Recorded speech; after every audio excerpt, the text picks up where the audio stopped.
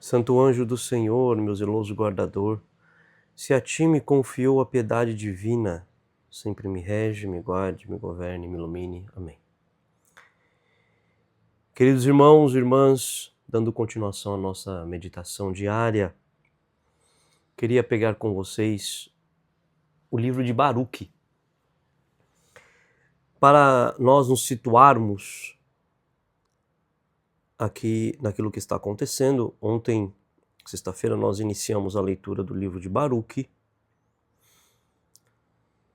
E no livro de Baruque, ele vai contando ao povo, ele na sua profecia, o motivo da vergonha, o motivo do exílio, o motivo do sofrimento. E ele pede para que o povo olhe para tudo aquilo que aconteceu, para os acontecimentos, né? Ontem o texto ele dizia: nós desobedecemos o Senhor, nós não ouvimos a voz do Senhor nosso Deus, que nos exortava a viver de acordo com os mandamentos. Desde o dia que o Senhor nos tirou do Egito, até hoje nós somos desobedientes ao nosso Senhor, nós procedemos inconsideradamente, nós deixamos de ouvir a sua voz, por isso nos perseguem as calamidades, a maldição. No dia em que tirou nossos pais do Egito para nos dar uma terra de leite e mel, como de fato é hoje, mas nós não escutamos a voz do Senhor nosso Deus, como vem nas palavras dos profetas que ele nos enviou. Entregamo-nos, cada qual, às inclinações do perverso coração para servir outros deuses e praticar o mal aos olhos do Senhor nosso Deus. Então, em primeiro lugar, ele faz essa exortação no começo do livro, né? Ele faz essa exortação. Nós pecamos, nós somos responsáveis pelos nossos atos. E hoje, ele continua ainda aqui no capítulo 4, só que agora, de uma outra forma, ele nos impele a recobrar a coragem. Ele nos impele a recobrar a coragem. Ele começa dizendo: olha, coragem, meu povo, coragem, que sois a lembrança viva de Israel.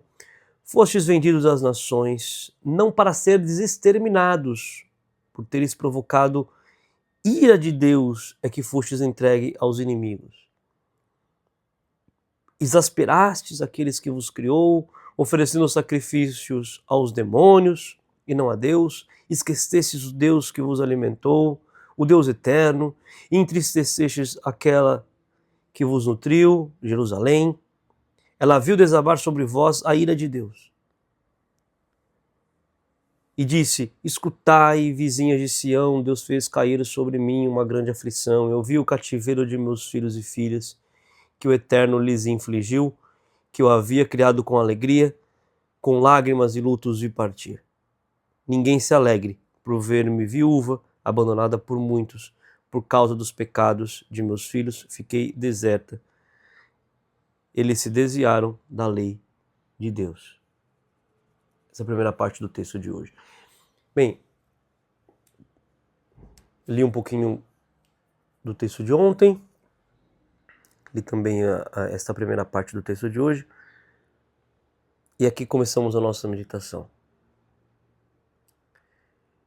Entendamos, muitas vezes na nossa vida, nós vamos sofrer, e às vezes, muitas coisas que nós sofremos, nós culpamos a Deus. Existe uma culpa dentro de nós. Culpamos a Deus por aquilo que sofremos, achamos que nós não merecemos os sofrimentos que nós estamos padecendo. E precisamos entender aqui, com muita clareza,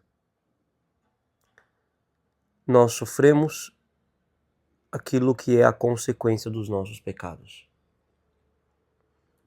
Nós sofremos a consequência do pecado. Desde que o pecado entrou no mundo, o sofrimento entrou no mundo. Desde que o pecado entrou no mundo, a morte entrou no mundo. Muitas vezes nós nos perguntamos, por que tanto sofrimento no mundo? Por que, e já ouvi isso de várias pessoas, de pessoas, principalmente ateus, né? Por que existe fome no mundo? Por que existe guerra? Deus poderia acabar com todas as guerras. Deus poderia acabar com a fome no mundo. Esse Deus não é tão bom assim. Este Deus é desta forma. E Deus ele poderia, num piscar de olhos, acabar com tudo. Veja, Deus não existe, porque o sofrimento existe. Como se o sofrimento fosse culpa de Deus. Nós precisamos entender uma coisa. Deus ele nos permite sofrer. Ele nos permite. Nos permite sofrer por culpa da nossa própria falta de liberdade, ou talvez mau uso da nossa liberdade. Para aprendermos. Todo e qualquer sofrimento é culpa do pecado. O sofrimento é culpa do pecado. Quando existe uma aprovação, e a aprovação também é um sofrimento dado por Deus. A aprovação é para nos purificar dos nossos pecados, para nos fazer melhores. Ou seja, precisamos entender aqui que a culpa de todo o sofrimento é do pecado do homem. A culpa das guerras, e nós não podemos tirar isso do nosso ombro, este peso dos nossos ombros. Não, a culpa de todo o sofrimento é dos nossos pecados. A culpa das guerras é por conta do pecado, por conta da falta de unidade. E nós colhemos as consequências desta falta de liberdade. Nós colhemos as consequências pelas más decisões dos homens. Nós colhemos, o mundo colhe a consequência. E nós podemos dizer assim, mas não é justo que pessoas paguem, não é justo que pessoas que não têm nada a ver paguem pecados dos outros. Queridos, desde que o pecado entrou no mundo a desordem. Como disse, é a consequência dos pecados. É a consequência dos pecados da humanidade, desde Adão. É a consequência. As guerras, a fome, aquilo que você quiser colocar aqui, tudo consequência dos nossos pecados. Porque cada vez que nós nos aproximamos do pecado, nós vamos ficando mais isolados, nós vamos ficando mais sozinhos, nós vamos ficando mais egoístas, nós vamos pensando mais em nós mesmos. Isso em larga escala gera guerras, gera desigualdade, gera aquilo que você quiser colocar como problema neste mundo. Gera destruição. O mundo hoje está perdido, o mundo hoje está sendo destruído por conta dos nossos pecados, por consequência dos nossos pecados. Ora, se o mundo se convertesse, se os homens se convertessem, se as pessoas se convertessem, nós geraríamos muito mais fraternidade, nós seríamos mais caridosos, bondosos, conselheiros. Naturalmente, as coisas apontariam para Deus. Naturalmente, as coisas melhorariam. Porque o mundo está morrendo por conta dos pecados da humanidade, por conta dos maus deste mundo. O problema é que nós nos preocupamos muito com tudo aquilo que nós sofremos aqui e nos esquecemos que a nossa vida não é aqui. Deus está olhando para a injustiça. A injustiça é um pecado que brada a ira de Deus.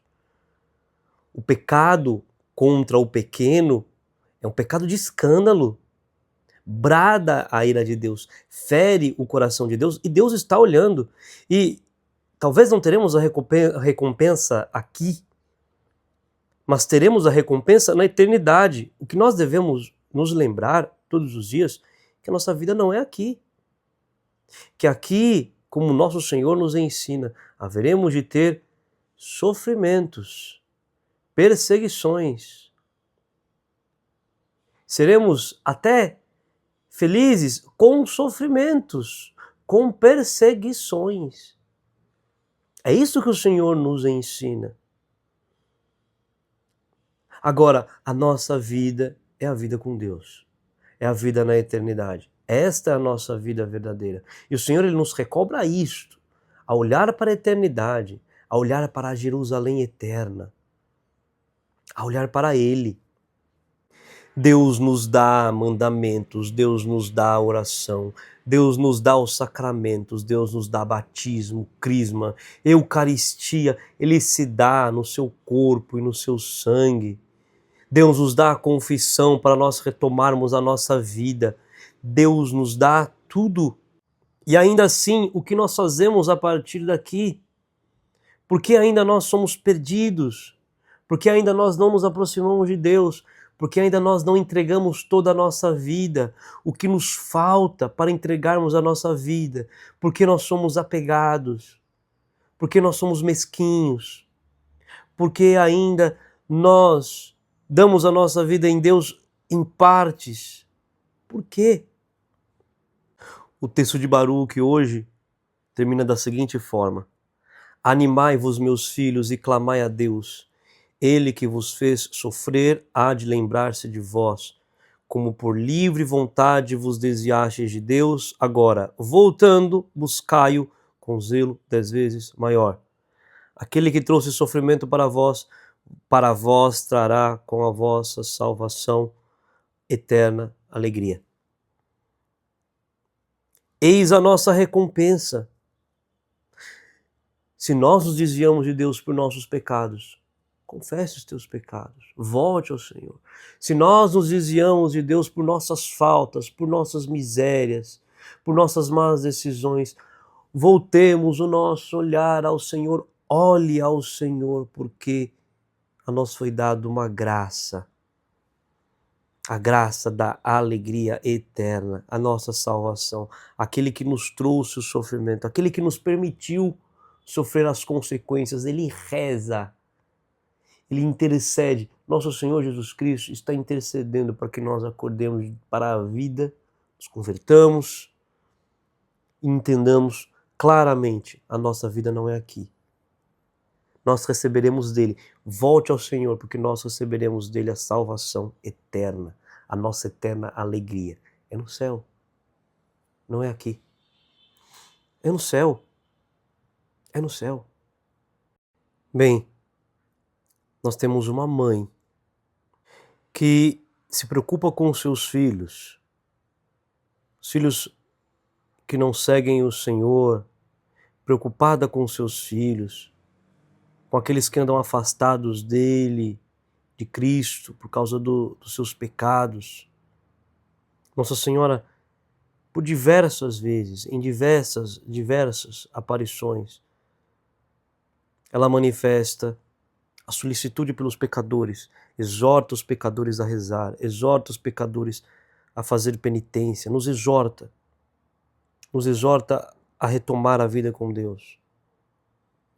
As intervenções que Nossa Senhora sempre nos faz, principalmente em algumas aparições, como Lourdes, como Fátima, é de nos retomar a coragem.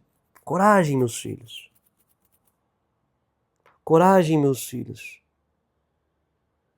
Como nós escutamos hoje no profeta Baruque. Porque a Santíssima Virgem, ela quer a nossa felicidade e a nossa alegria. Por isso, digo a você, meu querido irmão, minha querida irmã, por intercessão da Santíssima Virgem Maria, fazei penitência, rezai pelos vossos pecados, chorai os vossos pecados, retomai o caminho da alegria, o caminho da conversão, o caminho do céu. Repare os pecados que ofendem a Deus.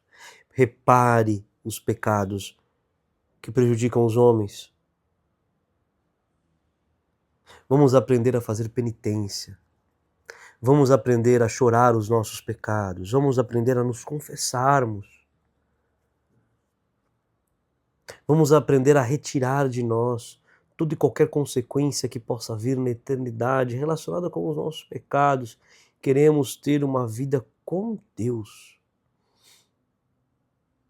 Deixe que a Santíssima Virgem Maria conduza os caminhos da sua vida, para que nós possamos nos aproximar cada vez mais de nosso Senhor Jesus Cristo, amando-o com este amor apaixonado que Ele merece dos nossos corações. Sejamos fiéis ao mandato da Virgem Maria, sejamos fiéis ao seu apelo, para que possamos alcançar a glória eterna com Jesus Cristo. Que a Santíssima Virgem Maria interceda por nós. Louvado seja nosso Senhor Jesus Cristo, para sempre seja louvado.